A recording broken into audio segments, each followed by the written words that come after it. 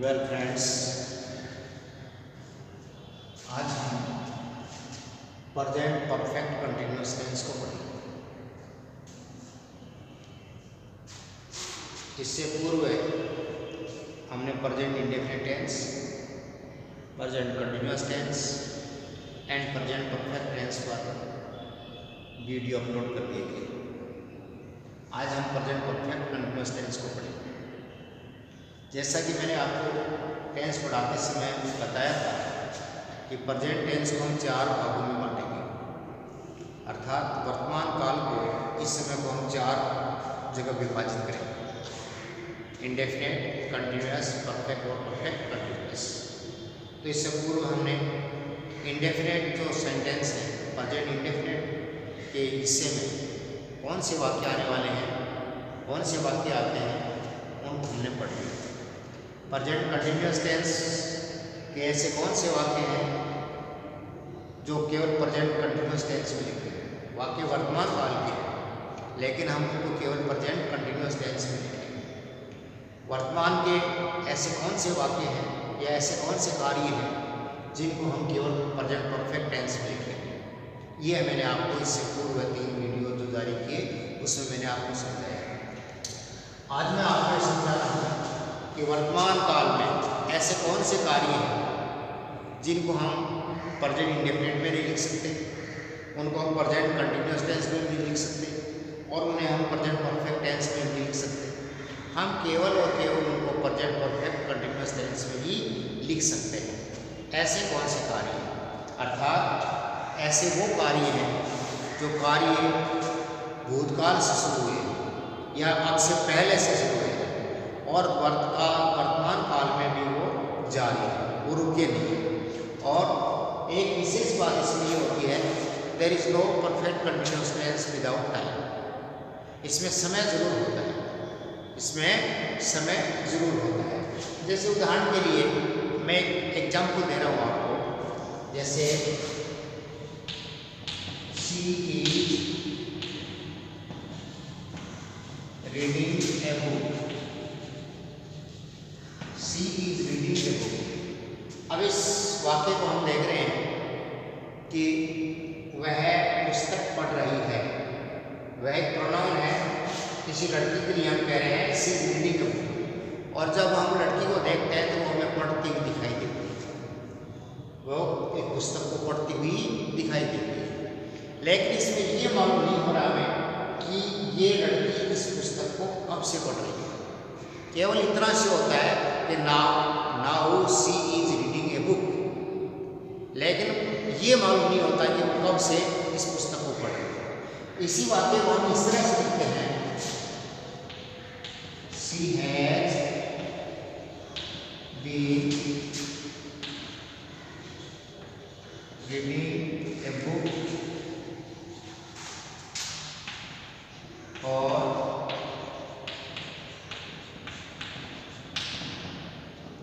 10 minutes.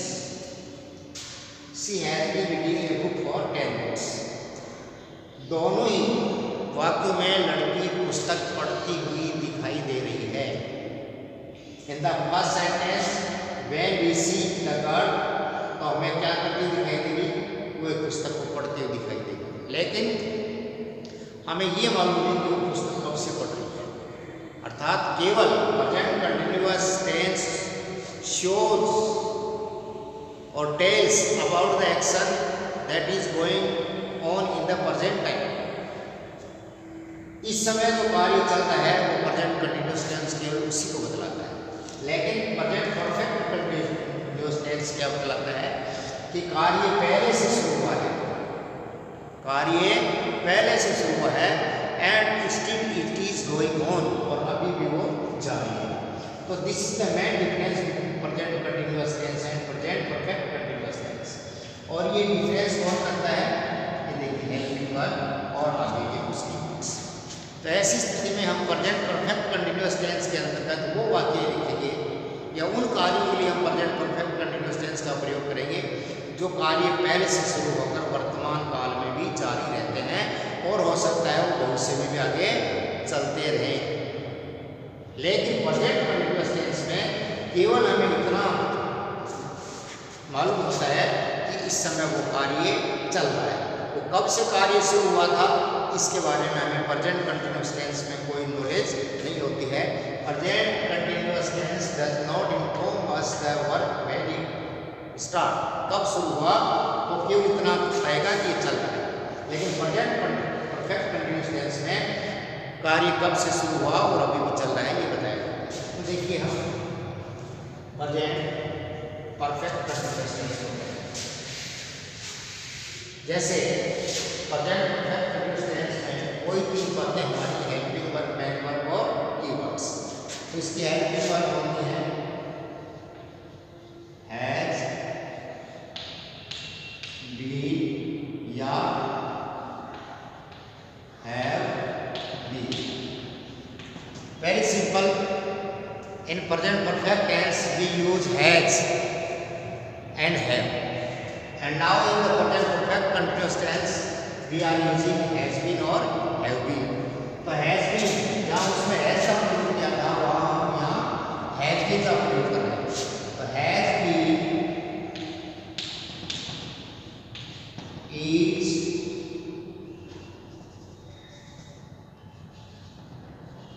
used with singular subject,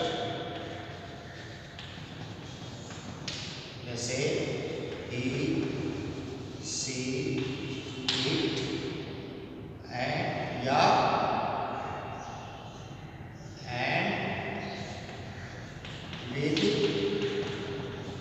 single have is used with I and plural subject, जैसे I, we, you, they and more than one name। क्या ना? तो this is all about the helping verb of present perfect continuous tense, has been or have been।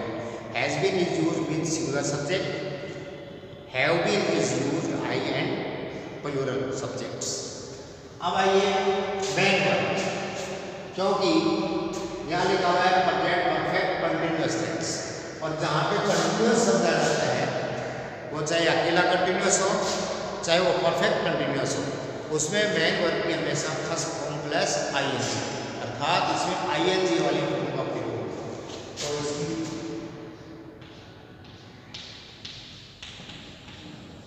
First form of verb plus ING, first form of verb plus ING का इसमें प्रयोग। तो ये आपने देखा कि इसमें हेल्पिंग वर्ब और मेन वर्ब। अब आइए कीवर्ड्स। देखिए मैंने आपको बताया there is no perfect continuous tense without time, उसमें टाइम होना बहुत जरूरी है, और टाइम के लिए हमारे पास दो एडवर्ब्स हैं, since and for. Time adverb terms हैं सिंस और for. We can not have a sentence of present perfect continuous tense without using since और फॉर।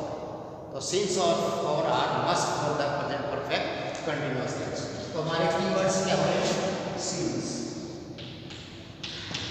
और फॉर। अब देखिए सिंस का प्रयोग करो,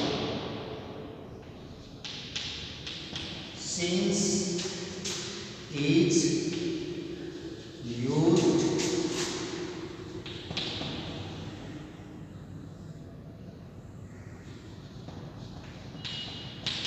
with point of time। Since का प्रयोग point of time, since is used with point of time. आप समझिए what are the points of the time. Point of time क्या होता है? जिसमें बिंदु से कार्य शुरू हो, समय के बिंदु, निश्चित बिंदु से, a certain point of time, जैसे घड़ी का समय 7 o'clock, 8 o'clock, 8:30 with certain day, Monday, Sunday, Tuesday, वार का नाम, महीने का नाम, साल का नाम, सुबह शाम, these are the points of time. अगर किसी महीने से पहले since January, since 8 o'clock, since Monday, since Holi, since Diwali, since morning, तो ऐसी स्थिति में हम सिंस का प्रयोग करेंगे और they are not the point of time. अब दूसरा है फॉर, और का प्रयोग होगा पीरियड ऑफ टाइम, जहां हमें कोई ड्यूरेशन दिखाई दे और इसमें क्या पॉइंट दिखाई दे, अर्थात किसी अवधि के लिए, जैसे वो पीरियड मिनटों में हो सकता है, घंटों में हो सकता है, महीनों में हो सकता है, दिनों में हो सकता है, सप्ताहों में हो सकता है और शताब्दियों में हो सकता है, डिकेड्स में हो सकता है, सेंचुरीज में हो सकता है, वीक्स में हो सकता है, मंथ्स में हो सकता है। जैसे he has been working hard for 2 hours, for 2 hours, 2 hours, 2 hours is a period, 2 घंटा, अर्थात 2 घंटे की अवधि होगी। लेकिन यही वाक्य अगर यूँ होता he has been working since 2 o'clock, 2 o'clock is a point of time, तो पॉइंट ऑफ टाइम के लिए हमने काय का प्रयोग किया, सिंस का प्रयोग किया, और पीरियड ऑफ टाइम के लिए हमने काय का प्रयोग किया, फॉर का प्रयोग किया। जैसे राम has been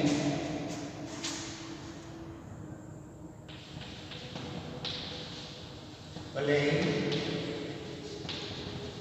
football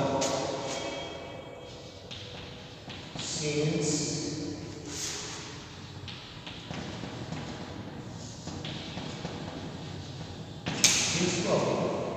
तो देखिए यहाँ क्या है, तो 2 o'clock is a point of time, 2 o'clock is a point of time, so we use since, 2 o'clock is a point of time, so we use since।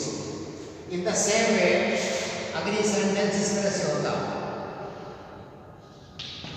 Sita has been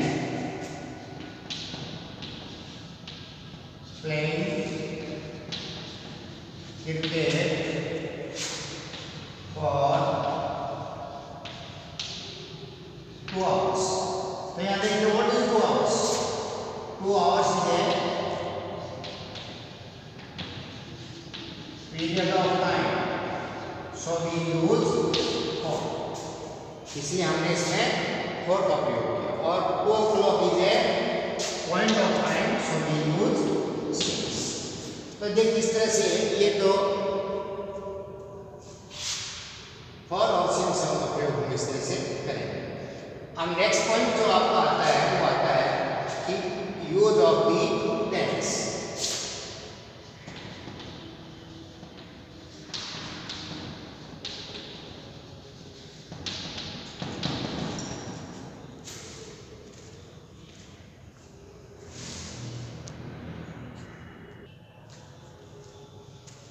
yes, तो जैसे आपने देखा Ram has been playing football since 2 o'clock, तो यहाँ Ram subject है और has been ये helping verb है, मेन वर्ब के first form plus ING.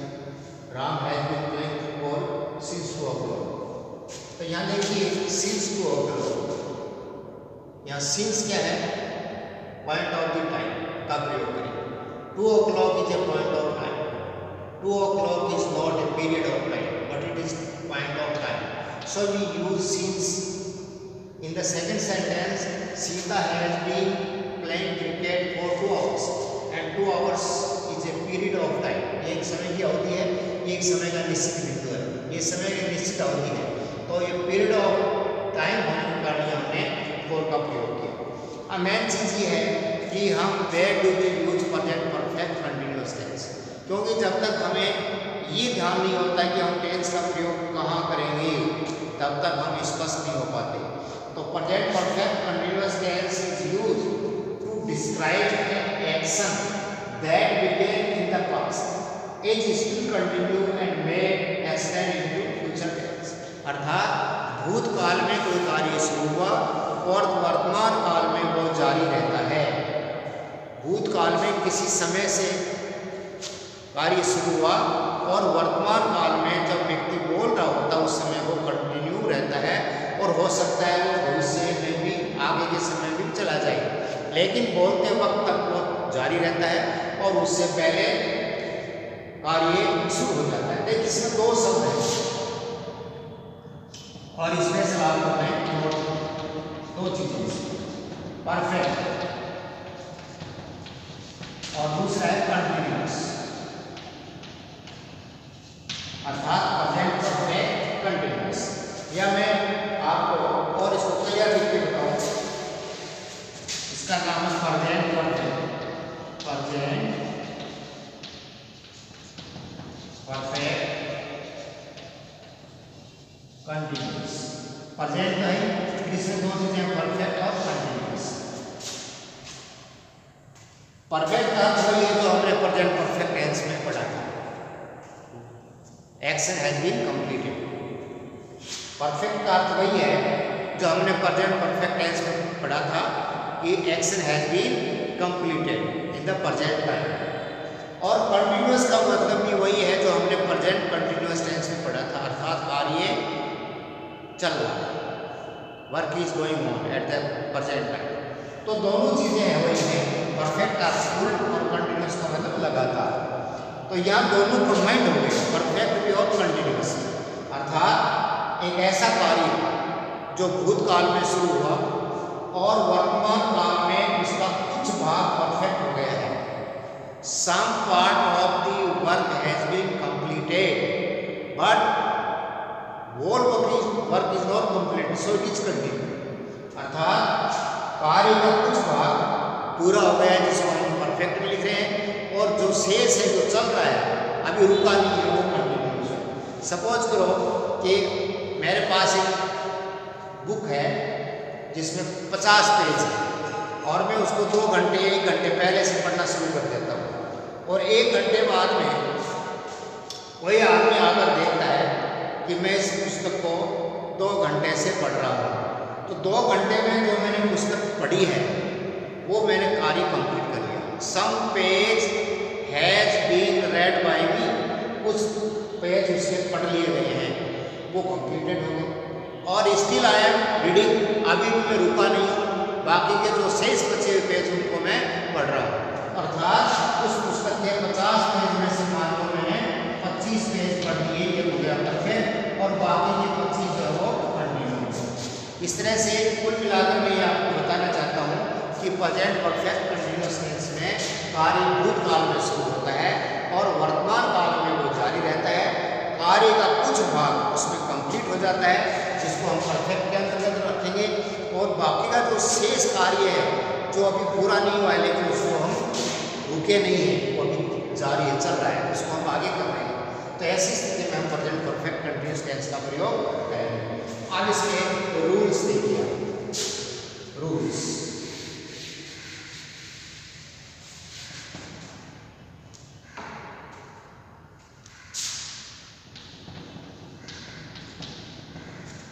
Simple sentence कोई शब्द है plus helping verb. Helping verb क्या इसमें हैज बीन या हैव बीन, हैज बीन या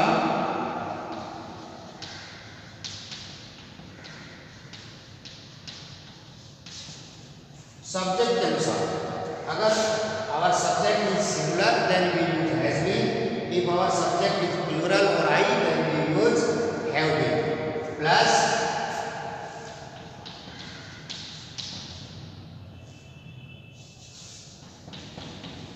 first form of verb plus I, subject plus helping verb plus first form of the verb plus I। अब यहां देखिए प्लस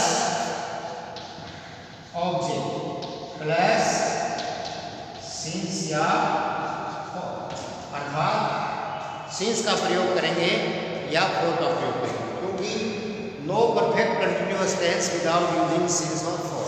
सिंस और for का प्रयोग यदि हम लोग नहीं करेंगे तब तक हमारा प्रेजेंट परफेक्ट कंटिन्यूअस टेंस नहीं बनेगा। वह पुस्तक पढ़ रहा है और वह 2 घंटे से पुस्तक पढ़ रहा है। जैसे ही हमने 2 घंटे का प्रयोग किया तो ये प्रेजेंट कंटिन्यूअस टेंस ही हमारे प्रेजेंट परफेक्ट कंटिन्यूअस टेंस में बदल गया। अर्थात अगर हम प्रेजेंट कंटिन्यूअस टेंस के साथ समय को जोड़ देते हैं तो वही वाक्य हमारा प्रेजेंट परफेक्ट कंटिन्यूअस टेंस बन जाता है।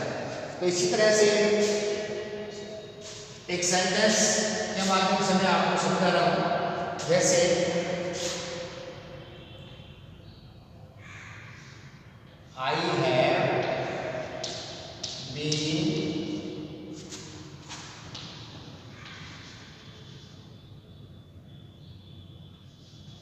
I have been teaching you for 30 minutes. I have been teaching you for 30 minutes. मैं 30 मिनट से आपको पढ़ा रहा हूँ। मैंने कार्य कब शुरू किया? Before 30 minutes and still I am teaching you. तो some part of my work has been completed, some part of my teaching has been completed in 30 minutes and rest work is going. तो बाकी का बचा शेष बचा हुआ है वो चल रहा है। I have been teaching you for 30 minutes. आई यहाँ सब्जेक्ट हुआ और आई के साथ हमेशा हेल्पिंग और हेल्पिंग आएगा। Then have verb plus form plus ING और फिर ये आपका ऑब्जेक्ट और शिक्षक। इस वाक्य को हम नेगेटिव बनाएंगे तो कैसे बनाएंगे तो ध्यान रखिए, क्योंकि जो नॉट होता है उसका प्रयोग हम तीसरे स्थान पर करते हैं। Not is always placed at the third place in the sentence, तीसरे भाग। जैसे जहाँ डबल हेल्पिंग वर्ब होती है तो नॉट का प्रयोग करने पर उनके बीच में हम नॉट का प्रयोग करते हैं। जैसे I have not been teaching you for 30 minutes. तो यहाँ देखिए हमने हैव के बीच में नॉट का प्रयोग कर दिया। और यदि हम इस वाक्य को इंट्रोगेटिव बनाएंगे तो हेल्पिंग वर्ब का एक भाग have plus I, have I been, have I been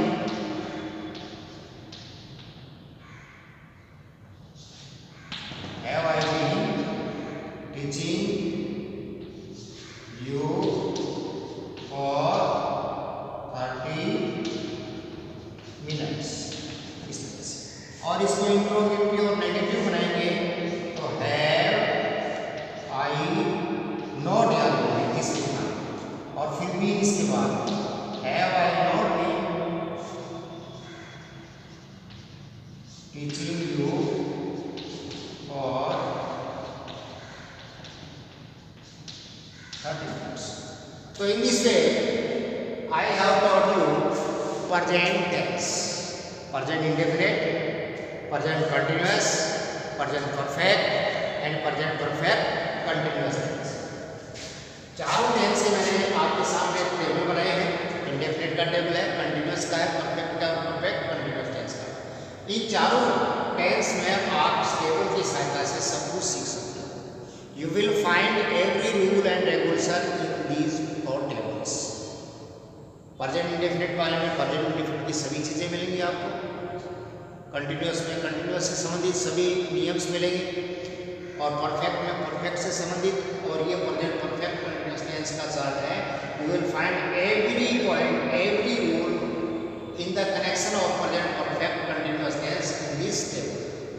अब देखिए एक टेंस हमारा अभी पूरा हुआ प्रेजेंट हमने 4 भागों में बांट कर पढ़ लिया है। अब हम नेक्स्ट वीडियो में प्रेजेंट परफेक्ट कंटिन्यूअस और प्रेजेंट परफेक्ट टेंस की प्रैक्टिस एक्सरसाइज देंगे और फिर उसके बाद टोटल प्रेजेंट टेंस के बारे में हम आपको एक्सरसाइज देंगे। उसमें मिक्स्ड सेंटेंस होंगे प्रेजेंट इंडेफिनिट से लेकर प्रेजेंट परफेक्ट कंटिन्यूअस टेंस का, और उनको हम बड़े ध्यान से कि कुछ सकते हैं। और उसमें परीक्षा से संबंधित सामग्री आपको पढ़ाई जाएगी कि किस तरह से परीक्षा में टेंस से संबंधित, correct form of the verb से संबंधित या एरर से संबंधित किस तरह के प्रश्न आते हैं और हम उनको किस तरह से